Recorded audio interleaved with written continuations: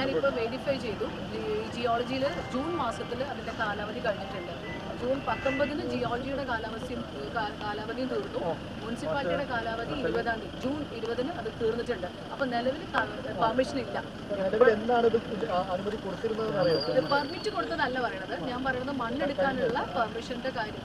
കാലാവധി ജൂൺ മാസത്തിൽ ജിയോളജിയുടെയും തീർന്നിട്ടുണ്ട്, നഗരസഭയുടെയും തീർന്നിട്ടുണ്ട്. അപ്പോൾ ആസ് ഓഫ് നൗ അങ്ങനെ ഒരു പെർമിഷൻ ഇല്ല, അനുമതിയില്ല. അനധികൃതമായിട്ടാണോ തീർച്ചയായിട്ടും ഇങ്ങനെ തന്നെ.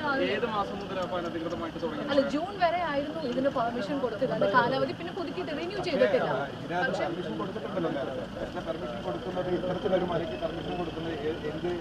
ബിൽഡിംഗ് പെർമിറ്റ് കൊടുത്തിട്ടുണ്ട്. ബിൽഡിംഗ് പെർമിറ്റ് അതിന്റെ ഉദ്യോഗസ്ഥരുടെ ഇവർ കാര്യം അതിന്റെ ലോൺസ് ഒക്കെ പാലിച്ചിട്ട് കൊടുത്തിട്ടുണ്ട്. അത് കൊടുത്തിട്ടുണ്ട്, ശരിയാണ്. പക്ഷെ മണ്ണെടുക്കാനും പെർമിഷൻ ഇപ്പോൾ ഇതില്ല. അതെ, നേരത്തെ അനുമതി കൊടുത്തോണ്ടാണല്ലോ കാലാവധി തീർന്നിട്ടുള്ളത്. മനസ്സിലായില്ലേ? അപ്പോൾ ഇനി ചെയ്യാനുള്ളത് ഇത് നമ്മൾ ആരാണോ എന്ന് വെച്ചാൽ ഇപ്പോൾ ചെയ്തിട്ടുള്ളത് അൺഓതറൈസ്ഡ് ആണ്. അപ്പോൾ അവർക്കെതിരെ നടപടി എടുക്കുക. ഇത് ലൈസൻസ് ക്യാൻസൽ ചെയ്യാനാണെങ്കിൽ ഇനി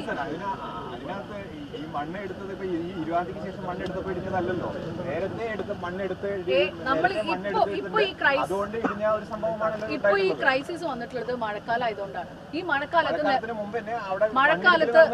ദയവ് ഞാൻ പറയണമെന്ന് കേൾക്കും. മഴക്കാലത്ത് ഇപ്പൊ പെർമിഷൻ ഇല്ല, ജിയോളജിയുടെ പെർമിഷൻ ഇല്ല, നഗരസഭയുടെ പെർമിഷൻ ഇല്ല.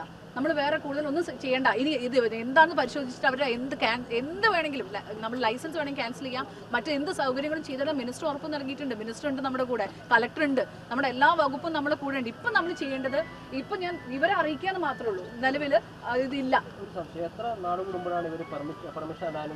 എനിക്ക് ജിയോളജിയുടെ പെർമിഷൻ ഡീറ്റെയിൽസ് എനിക്ക് അറിയില്ല.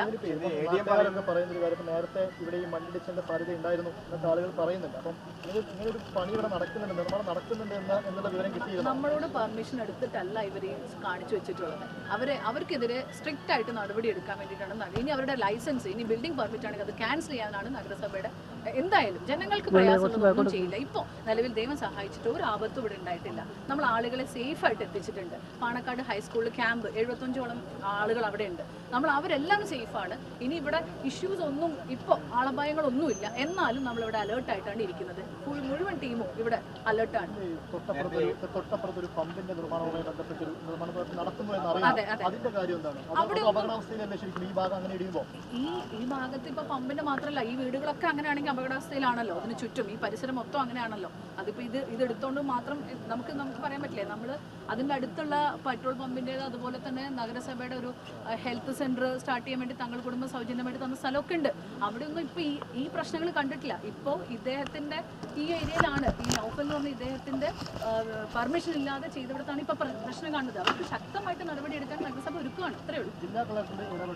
ജില്ലാ കളക്ടറാണ്. ADM വന്നിരുന്നു. കളക്ടർ വിളിക്കുന്നുണ്ട്, ഫോൺ ത്രൂ കോർഡിനേറ്റ് ചെയ്യുന്നുണ്ട്. കളക്ടർ കുറച്ച് കഴിഞ്ഞിട്ട് വരും. അദ്ദേഹം വേണ്ടതെല്ലാം ക്യാമ്പിലേക്ക് മാറ്റാൻ വേണ്ടി നിർദ്ദേശം തന്നിട്ടുണ്ട്. നമ്മളാണ് വീടുകൾ കയറി ആളുകളോട് മാറാൻ പറയുന്നത്. ഏതായാലും ആരാണോ ഇതിൽ അൺഓതറൈസ്ഡ് ആയിട്ട് എന്താ ചെയ്തിട്ടുള്ളത്, നഗരസഭയുടെ ഭാഗത്ത് നിന്ന് യാതൊരു തരത്തിലുള്ള വിട്ടുവീഴ്ചയില്ല. മുഖം നോക്കാതെ നടപടിയെടുക്കും. അത്രേ ഉള്ളൂ. എന്റെ കയ്യിൽ ഇതിന്റെ ഡോക്യുമെന്റ്സ് ഉണ്ട്. ഞാൻ നിങ്ങൾക്ക് എല്ലാവർക്കും ഷെയർ ചെയ്യാം. എല്ലാവർക്കും ഇത് ജിയോളജിയുടെ നഗരസഭ പാറ പൊട്ടിയാലും മണ്ണ് മാതിയാലും ഒക്കെ ഒരേ അപകടം തന്നെയല്ലേ വരുന്നത്. എന്തായാലും രണ്ടിനും അനുമതിയില്ല. രണ്ടിനും കാലാവധി കഴിഞ്ഞിട്ടുണ്ട്. രണ്ടിനും ഡീറ്റെയിൽസ് ഞാൻ അയക്കാം. രണ്ടും ജൂണിലാണ്. 19 കഴിഞ്ഞു, 20